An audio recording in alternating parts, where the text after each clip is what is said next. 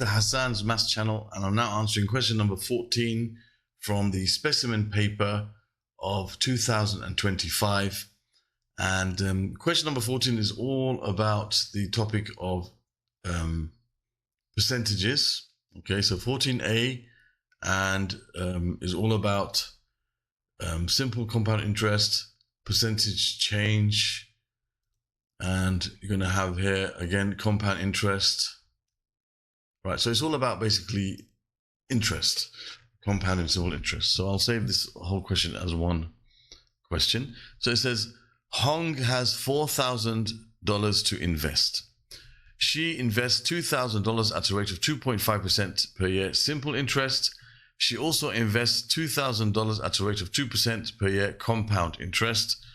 Find the value of each investment at the end of 8 years. So we have the simple interest, okay, and interest. Now, for the simple interest, we have a formula which is I equals P times R times T over 100. And I represents the extra. It's like just the interest part. So when you use this formula, what comes out of it is just the extra amount in the, in the investment, just the extra amount, not the original. It's not the value of the investment. So the value of the investment will therefore be the original amount that she chose, P. P is like the amount invested. Okay, in this case, it's going to be 2,000 plus the interest. Okay, so we can say that the value of a new investment is going to be equal to 2,000. Okay, because that's what she started with.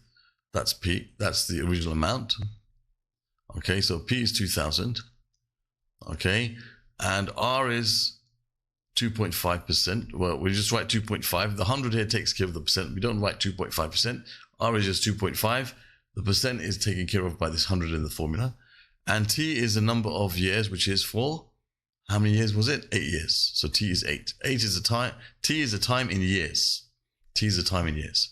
So we can say here the value of her investment, therefore, is going to be 2,000 plus, okay, the interest, which is P, which is again 2,000, times the rate, which is 2.5, times the number of years, which is 8 years, and that's over 100. Okay, there's we cancel. We've got 50 times 8, which is 40. 50 times, that's 200. 20 times 2.5 is 50. 50 times 8, which is 400, sorry. That's going to be 2,400. Okay, of course, this is a calculator paper. We're allowed to use a calculator. We're getting so used to the non-calculator that we stopped using the calculator altogether. This one, just to make sure, plus we got 2,000 times 2.5. Be careful when you use a calculator, you press the wrong buttons, times 8 divided by 100. And that gives us $2,400. So that is the value of her investment. So if we use this formula alone, that's just the extra. That's why I added the original amount. The P is the amount invested. It's called the principal. Right, so for simple interest, she's going to get $2,400. So that's going to be $2,400. All right, as for the compound interest, okay, for the compound interest, we have a formula, okay, which is V equals, and you're going to have the original investment, which is P, multiplied by 1 plus R over 100 to the power of N. So in this case, R is the rate, and N is the number of years. Okay, this is like compound interest, or you can even apply this to exponential increase or decrease. Okay, so in this case here, the P is the original amount, which is 2,000.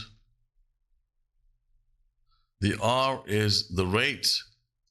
Now the rate is 2% for compound interest, so that's going to be 2. So the small r we can say is 2 So we don't, again, the 100 takes care of the percent, we don't write that down. And the n is 8 years. So n is 8. So that's basically the number of years again. All right, so here the n is the number of years, here the t is the number of years. Okay, now this is called compound, the compound percentage formula. Okay, it's also, I mean, it's useful for us to know these two formulas. These two formulas are very important for us to know. But we have to understand that this formula here gives us just the extra, and this gives us the total new value. So I don't have to add p to this. This will give you the increased amount. It won't give you the extra, but the total new amount. Whereas this only gives you the increased amount. That's why I added the interest to the original amount to give me the new value, V as the new value of the investment. Okay, so now using this formula, you're going to have P, which is the investment, which is 2,000, times 1 plus 2 over 100 to the power of 8, which basically gives you, we can put this in our calculator straight away. Okay, so you have 2,000 times, bracket, 1 plus 2 over 100, and then to the power of 8. And that gives you the total new value of the investment, which is 2343.3187, 2,343.2187. Is that right? Let me just make sure. 3187. And then it continues on. Now with currency, if the answer comes out as an integer like the first question did, we leave it as it is. Okay, but if it comes out as a non-integer, then we write it to 2 decimal places. So here we have to stop here, this. So you're going to have 2,343.32. Now here I don't need to write the dollar sign because it's already there in the answer space. Okay, don't write it again. I did that in the first instance. You're not really supposed to do that. Okay, it's already there. So 2,343.32, 2 decimal places for non-integer answers when you're dealing with currency. Now that's something not mentioned in the front of the paper, but that's something that you should know. Okay, now if it came out as 2,343.5, that's a non-integer answer. You have to put 0.50 currency. It's only for currency. If it comes out as a whole number like this one, you leave it as it is, an integer. Okay, so there's the answer to this part A of the question 1, finding the value of the investment under simple interest and under compound interest and these conditions here. Okay, now for part B, the question is over here, it's covered by this. Now it says find the overall percentage increase in the 4,000 investment at the end of 8 years. So the overall percentage increase. So we're talking here about what's called percentage increase and decrease, percentage change. Now, when we have percentage change, okay, when we're dealing with percentage change, okay, then whether it's an increase or decrease or whatever, we have the change, which is the difference between the original and the final, or a difference between them, over the original amount times 100%. That's a percentage change. Okay, so we can see that it started at 4,000 and it became altogether 2,400 plus 2,343.31. I'll write it in the more exact form in our steps. 3187. 3187 ... So it became this amount. So I'm going to take my last answer. I'm going to add to it 2,400. And that gives me 4,743.3187. 4,743.3187. Okay, so this is the original amount, which became this much after the increase. Okay, after the investments have been increased the amount that was there. So the percentage change is the change, which is basically the difference between these two. So you have 4,743.3187 minus 4,000, and you divide that by the original amount, what you started with, which is 4,000, times 100%. A lot of students get confused as to what to write in the denominator. It's always over the amount that was what you started with. So this will be percentage increase, of course, because it's the amount increased. If the amount decreased, then it will give us a percentage decrease. Okay, and we'll end up with a negative value, which then you just write as a positive value. It says percentage, if the question asks you for percentage decrease. So now this calculation will give us our answer. So I've got this now, so I'm going to put my fraction bar. I'm going to put answer, because that was the last answer in the question. Minus 4,000 over the original, which is 4,000. And then multiply that by 100. Okay, the percent is like a unit, so you don't put percent here. You can think of it as the new unit. And that gives you 18.582%. 18.582 goes on percent. Right, I've just truncated it after 3 decimal places. Now the final answer is a percentage. Answer should be given to 3SF. It's not currency now. It's a percentage, so it's 18.6%. And oops, I don't have to write the percent again. I keep getting used to writing the units. 18.6% is already there for us. Okay, so there's the answer to part 2 of this question. Now this is to do with percentage increase and decrease. Okay, percentage change. You also have sometimes percentage error when you're talking about experiments, which would be their percentage error would be the actual real value divided by the the difference between the real value and the measured value. You know, the measured value and the actual value should be, okay, that's the error, divided by the actual value that should be times 100%. That's percentage error in those cases. But this is how you deal with percentage change, increase, decrease, and error. All right, so there's the answer to part 2 of this question.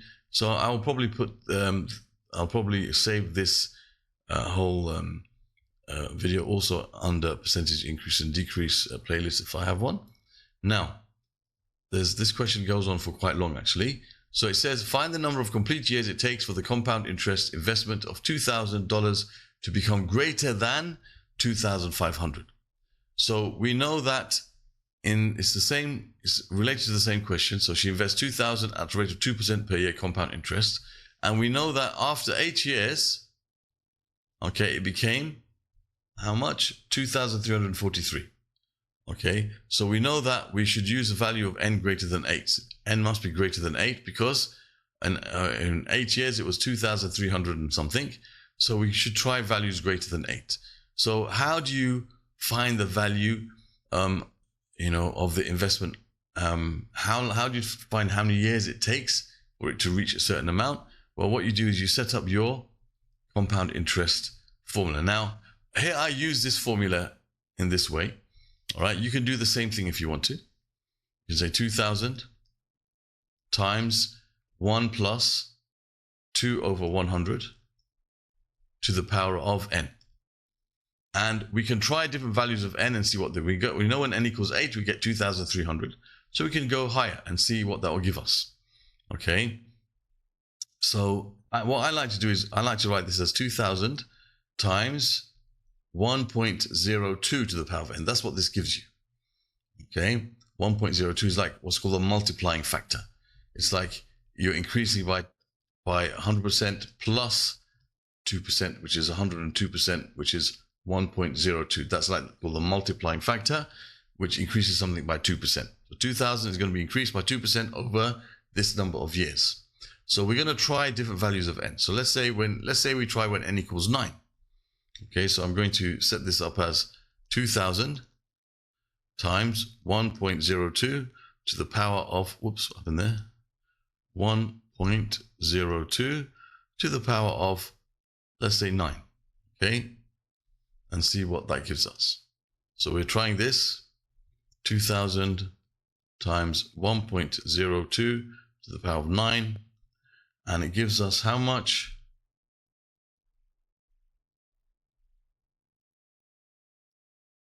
2,390.185.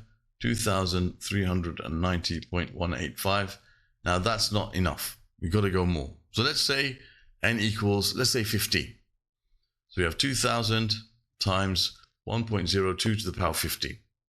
Let's see if that will be reaching our goal. So we got to the power of 15. Right, that's too much.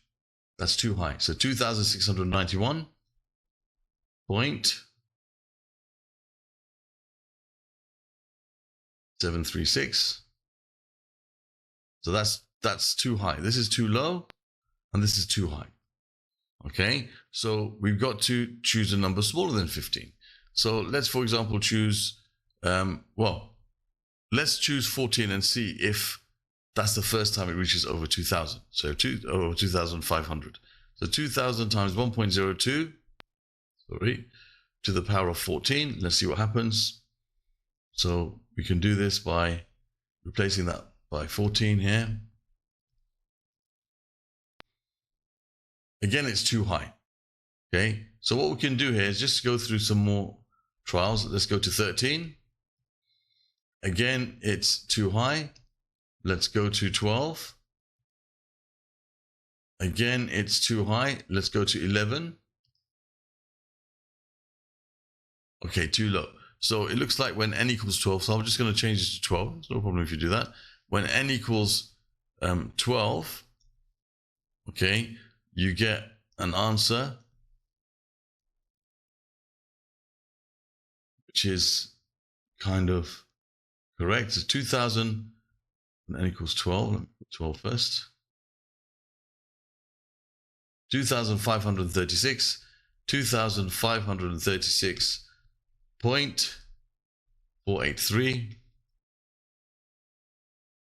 Okay, that gives us something which is, it's still slightly too high, but it might be correct. So if we see, this is we've reached our target now. And in all of these two cases, we both reach our target. Okay, but we've got to check: is it the first time it reaches? It first becomes over 2,000? Okay, to become greater than 2,500, we want the first time it reaches over 2,500.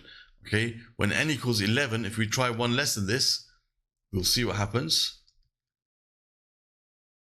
Okay, and I already showed you that when that's 11, it goes less than. We have to show this. So that becomes less than 2,500. So 2,486 point whatever. So this is too low. So this is the right number of years. So it's going to be within that year, okay, within that 12th year, by the end of that year, okay, it's going to reach 2,500. So at the beginning of that year, okay, it hasn't reached that amount. It hasn't quite reached 2,500. In that 12th year, it's going to reach 2,500. Okay, remember, n here is the number of years. Okay, so after 11 complete years, it hasn't quite reached 2,500. After 12 complete years, it's reached 2,500, somewhere in that year. So by the end of that complete year, it will have become greater than 2,500. Okay, so that's how we can answer this question. Now, a lot of people say, oh, we can answer this question using logarithms. And yes, we can use logarithms to answer this question. However, logarithms is a topic which is not required for us to know in the IGCSE syllabus. And what they intend here is for you to use this trial and error method. Now, if you do use logarithms, I'm sure it would be acceptable, right, for them. But I'm not going to go about teaching you a whole new topic which isn't in the syllabus. And, you know, it's better for you to just learn this simple technique of trial and error. That's what's intended for you to know in this syllabus. So there's part 3 of the question. Now I think there's also a part B. So that's A finished. Now we got part B. Okay. And I think that is the end of the question, part B. Okay. So now it says Alain invests $5,000 at a rate of R% per year, compound interest. At the end of 15 years, the value of the investment is $7,566. Find the value of R. Now, the easiest way to solve this question is to use the compound interest formula.